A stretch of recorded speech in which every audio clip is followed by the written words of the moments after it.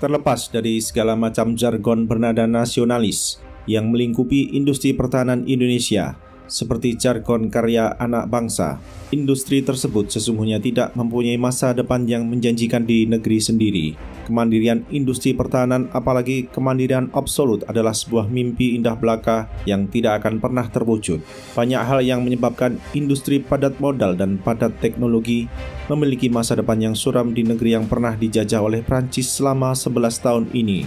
Produk-produk yang dihasilkan pun sebagian besar sulit untuk bersaing di pasar internasional, kecuali pesawat terbang dan kapal amfibi. Salah satu penyebab masa depan suram bagi industri pertahanan Indonesia adalah pemerintah.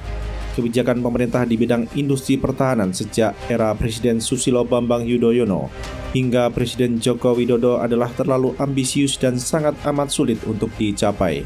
Dikatakan demikian karena Jakarta tidak memiliki modal finansial dan teknologi untuk mengembangkan industri pertahanan secara masif. Sebagaimana diketahui, industri pertahanan merupakan industri padat modal dan teknologi, sehingga bagi negara seperti Indonesia, intervensi pemerintah untuk membiayai permodalan adalah sebuah hal yang tidak bisa dihindarkan. 7 program prioritas industri pertahanan adalah contoh tidak terbantahkan ambisi Jakarta yang berlebihan. Dari 7 program itu, mungkin hanya program tank medium yang bekerja sama dengan Turki yang dapat dikatakan berhasil. Sedangkan sisanya dapat dikatakan gagal, misalnya program kapal selam dengan DSME, yang hasilnya adalah 3 kapal selam lebih sering terikat di dermaga daripada berlayar dan menyelam di lautan. Tentang program pesawat tempur, agak sulit untuk menyatakan program tersebut berhasil dari sudut pandang Indonesia, sebab Jakarta lebih terkesan sebagai donatur keuangan saja. Namun akses Indonesia terhadap teknologi tinggi terkait pesawat tempur diragukan adanya. Dari aspek finansial, Indonesia terengah-engah membayar cost share program KFX-IFX kepada Korea Selatan. Pemerintah pun tidak memiliki ruang fiskal yang luas untuk membantu modernisasi fasilitas produksi di BUMN industri pertahanan dan anak usahanya, seperti tooling, machining, dan lain sebagainya. Fasilitas produksi tersebut sebagian besar masih memakai peralatan produksi hasil investasi era Orde Baru ketika BUMN industri strategis mendapatkan perlakuan istimewa dari pemerintah. Pada sisi lain, kondisi finansial BUMN industri pertahanan dan anak usahanya sangat tidak menjanjikan, sehingga untuk modernisasi fasilitas produksi maupun membangun fasilitas baru sangat mengandalkan pada kemurahan hati pemerintah lewat skema penanaman modal negara atau PMN. Produk-produk industri pertahanan buatan lokal pun tidak dapat diserap oleh pemerintah secara optimal karena nilai belanja modal pada APBN untuk Kementerian Pertahanan cukup kecil.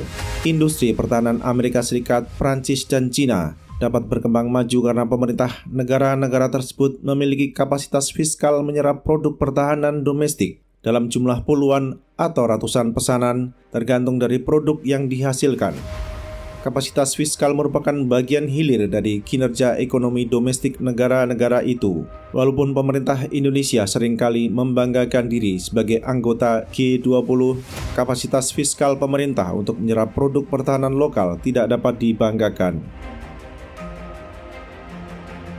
Akibatnya, industri pertahanan nasional yang menghasilkan produk-produk pertahanan tidak dapat mencapai skala ekonomi.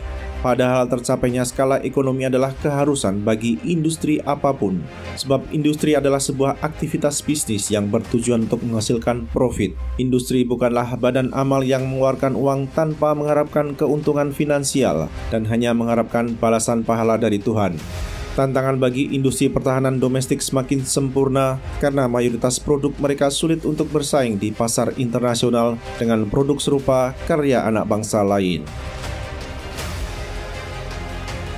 Celakanya, di tengah ketidakmampuan pasar domestik menyerap produk industri pertahanan nasional dan tidak kompetitif di pasar internasional, BUMN industri pertahanan mempunyai ambisi menjadi top 50 Global Defense Companies pada 2024. Firma pertahanan asal negeri Singa yaitu ST Engineering menduduki peringkat 50 pada 2022 dengan pendapatan dari sektor pertahanan senilai 2,15 miliar US dollar dari total pendapatan 7,5 miliar US dollar. Perusahaan plat merah pertahanan Indonesia saat ini diprediksi menghasilkan sekitar 400 juta US dollar dari sektor pertahanan, sehingga dibutuhkan peningkatan pendapatan 5 kali lipat agar tahun depan dapat menduduki posisi ST Engineering saat ini. Apakah firma plat merah pertahanan negeri ini akan mampu menciptakan rekor dunia dengan lompatan pendapatan 5 kali lipat pada tahun depan? Mengenai jargon kemandirian industri pertahanan, hal ini perlu ditinjau ulang karena dapat menjadi misleading bagi kalangan awam. Industri pertahanan Indonesia adalah bagian dari industri pertahanan global dalam aspek global supply chain. Kalaupun Jakarta tidak mengakuisisi senjata dari Washington, bukan berarti tidak dapat diembargo. Boleh saja ada pihak-pihak di Indonesia yang bangga dengan jargon karya anak bangsa. Tetapi harus diketahui pula bahwa mayoritas material dan peralatan pada produk pertahanan Indonesia adalah karya anak bangsa lain. Sebagai contoh, material aluminium untuk NC212 dan CN235 bukan karya anak bangsa. Begitu pula untuk engine dan avionik kedua pesawat itu. Untuk memproduksi fregat Arrowhead 140 di Indonesia, galangan Indonesia harus mengimpor plat dan main engine dari luar negeri. Radar, Combat Management System atau CMS, meriam, rudal, bahkan propeller kapal perang pun karya anak bangsa lain.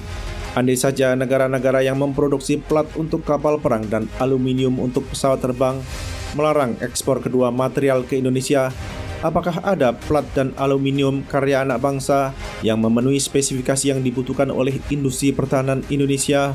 Sekali lagi, jargon karya anak bangsa dapat menjadi misleading apabila tidak memahami bagaimana suatu industri bekerja.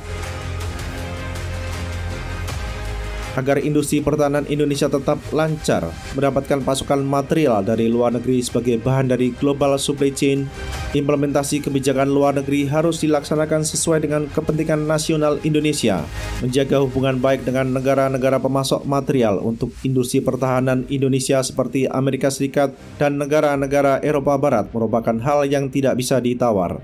Perbedaan pandangan Indonesia dengan negara-negara tersebut dalam isu internasional seperti politik dan ekonomi harus dikelola dengan baik agar tidak merugikan industri pertahanan Indonesia.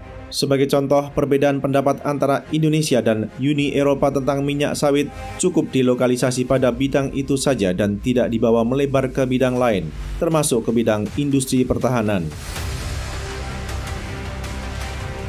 Sebenarnya, industri pertahanan Indonesia ada yang telah menjadi bagian dari global supply chain. Namun hal demikian baru terbatas pada Aerostructure, di mana PT Dirgantara Indonesia menjadi pemasok Tier 2 bagi Boeing dan Airbus untuk pesawat komersial, sekaligus Tier 1 pada Airbus Helicopters dan Bell Textron.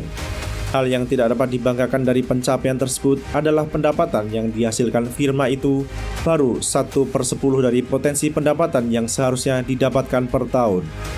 Mengapa hal demikian terjadi? Salah satu jawabannya telah diutarakan pada bagian lain dari video ini. Nah sobat semua, berikan pendapat Anda di kolom komentar.